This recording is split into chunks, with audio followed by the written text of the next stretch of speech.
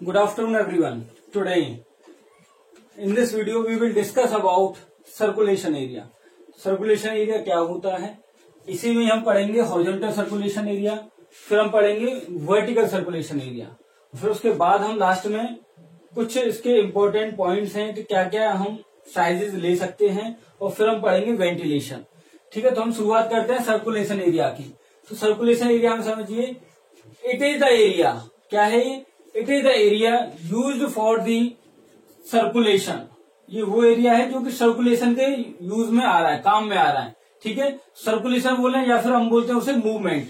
जो एरिया एक मूवमेंट के काम, लोगों के चलने के लिए, जाने आने, उतरने चढ़ने के लिए जो काम आ रहा है, that is called circulation area by the users, या फिर हम बोले बाय द पर्सन्स।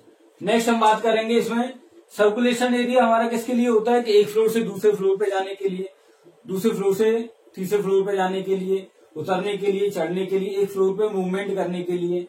अब हम पहला बात करते हैं horizontal circulation area. Horizontal circulation area बोले या फिर हॉरिजॉन्टल मूवमेंट एरिया, आप ध्यान रखना सर्कुलेशन का ही मतलब मूवमेंट है। ठीक, तो हमारा 10 से लेके 15% ऑफ प्लेन्थ एरिया होता है। कितना होता है? 10% से लेके 15% ऑफ प्लेन्थ एरिया ऑफ बिल्डिंग। ये ध्यान रखना, सेम फ्लोर पर होता है। किस पे? एक ही फ्लोर पे हमारा plinth area, sorry horizontal circulation area होता है। ठीक है, एक ही सेम फ्लोर पे, एक ही फ्लोर के लिए उसे हम हॉरिजॉन्टल बोलेंगे। और जब हमारे एक से अलग फ्लोर है, नीचे फ्लोर, दूसरा फ्लोर, तीसरा फ्लोर, तो वहां पर हम बात करेंगे वर्टिकल सर्कुलेशन एरिया की। तो इसके लिए हम बात करें तो इट इंक्लूड्स, इसमें क्या होता है? पैसेज।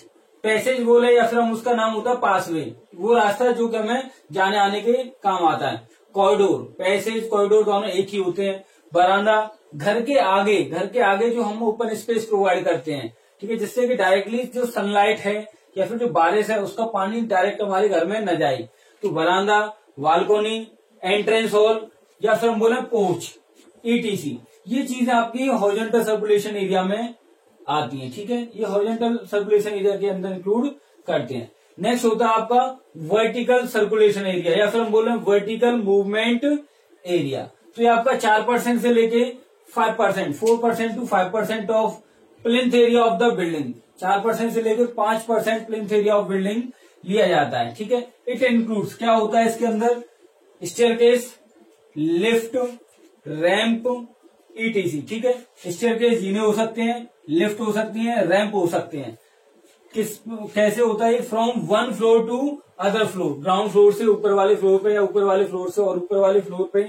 ये वर्टिकल दिखाया गया, मतलब एक फ्लोर से दूसरे फ्लोर पर। Clear to everyone? नेक्स्ट हम मूव करते हैं। कुछ ऐसे टर्म है जो हमें पता होने चाहिए, जैसे कि वरांदा, जिसे हम वरांदा बोलते हैं। वरांदा आपका 1.8 मीटर से लेके 3 मीटर तक की विड्थ हो सकती है वरांदे की। ठीक है, नेक्स्ट हम बात करें कोर्टयार्ड एरिया। तो ये आपका 4 मीटर बाई 4 मीटर का होता है। कितना? 4 मीटर बाई 4 मीटर का कोर्टयार्ड एरिया, आंगन का एरिया होता है। नेक्स्ट पोर्टिको, पोर्टिको को हम बरसाती बोलते हैं। तो पोर्टिको की लेंथ 3 मीटर से लेकर 3.5 मीटर तक हो सकती है, और विड्थ आपकी 4.8 मीटर से लेके 6 मीटर तक होती है। नेक्स्ट हम बात करेंगे स्टेयरकेस। स्टेयरकेस की विड्थ आपकी 1 मीटर से कम नहीं होनी चाहिए, और जो हेडरूम डिस्टेंस है, हेडरूम डिस्टेंस आपकी 2.1 मीटर से कम नहीं होनी चाहिए। और जो मैक्सिमम नंबर ऑफ स्टेप्स हैं, ये कितने हो सकते हैं? एक स्ट्रेट स्टेयर में 12, मैक्सिमम 12 है ना, इससे ज्यादा नहीं हो सकते, कम ही होंगे। नेक्स्ट हम बात करेंगे पोर्टिको हुई है आपका बेसमेंट। बेसमेंट पे आते हैं। बेसमेंट का एरिया आपका जो ग्राउंड फ्लोर का एरिया है उसके 50% से ज्यादा नहीं होना चाहिए बेसमेंट का एरिया। फिर हम बात करेंगे गैराज की। गैराज हमारी गाड़ी वगैरह को पार्क करने के लिए, खड़ी करने के लिए होता है। तो विड्थ इसकी 2.75 मीटर होती है, और इसकी लेंथ 5.4 मीटर रखी जाती है। यहां तक आपका पूरा सर्कुलेशन एरिया के अंदर मैंने वो सारे टर्म आपको बता दिए। ठीक है, नेक्स्ट हम बात करेंगे वेंटिलेशन के लिए। तो वेंटिलेशन का पर्पज आप सभी लोग जानते हैं, हवा का। यहाँ पे हम लोग मूवमेंट कर रहे थे, वेंटिलेशन में एयर मूव करेगी। ठीक है, एयर का मूवमेंट रहेगा। तो इनलेट बोले या एंट्री बोले, ठीक है, फॉर फ्रेश एयर, साफ एयर, शुद्ध एयर आए घर में, और बेकार एयर जो स्टेल एयर है, बासी है, पुरानी एयर है, वो हमारे घर के अंदर से बाहर जाए। तो इसके लिए जो भी हम प्रोविजन करते हैं, दैट इज कॉल्ड वेंटिलेशन। ठीक है, अब आपको ध्यान क्या रखना है, वेंटिलेशन में आपका एक आता है क्रॉस वेंटिलेशन टर्म। कभी भी आपका जो बेडरूम होता है उसके जो जिसमें आप सोते हैं, ठीक है, उसमें आपका क्रॉस वेंटिलेशन होना चाहिए दोनों अपोजिट वॉल पे। एक वॉल इधर है, एक वॉल इधर है, तो दोनों वॉल पे आपका क्रॉस वेंटिलेशन होना चाहिए, जिससे क्या हो कि एक तरफ से एयर आए और दूसरी तरफ से निकल जाए, या दूसरी तरफ से आए तो इस तरफ से निकल जाए, जिससे कि आपका रूम ठंडा रहता है और प्रॉपर वेंटिलेशन मिलता है। ठीक है, अब हम बात करेंगे वेंटिलेशन के अंदर एरिया ऑफ विंडो।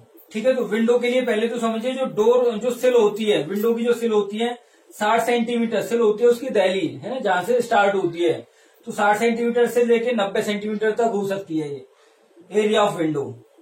ठीक है, अब हम एरिया की बात करेंगे। ये तो सिल हो गई कितनी हाइट पे होती है। एरिया आपका 1/8 1/8 of 1/8 of area of floor, जो हमारा टोटल एरिया ऑफ फ्लोर है उसका 1/8 तक आपका एरिया ऑफ विंडो होना चाहिए।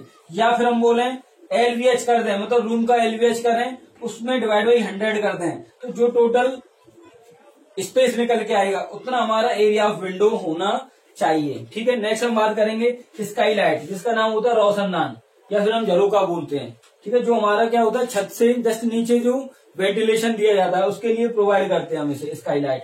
तो ये 1/25 1/25 ऑफ फ्लोर एरिया का 1/25 लिया जाता है। ठीक है, इसका एरिया कभी भी कितने से कम नहीं होना चाहिए, 0.3 मीटर स्क्वायर से कम नहीं होना चाहिए। नेक्स्ट हम बात करेंगे डोर प्लस विंडो। यहाँ डोर विंडो अलग थी, अब हम बात करें डोर और विंडो दोनों के एक साथ अगर हम काउंट करें तो इसका एरिया आपका 1/6 of area of the floor area का 1/6 हो सकता है, 1/6 ऑफ एरिया फ्लोर हो सकता है डोर और विंडो का एरिया। तो ये सारे टर्म सर्कुलेशन एरिया में horizontal circulation area, vertical circulation area और वेंटिलेशन से रिलेटेड पूरा करा दिया गया है। ऑब्जेक्टिव आपके कहीं से भी पूछे जा सकते हैं, तो आप ये सारे टर्मों को, जितने भी टर्म बताए गए सभी को आप पढ़िए और रिवाइज करिए। Thank you.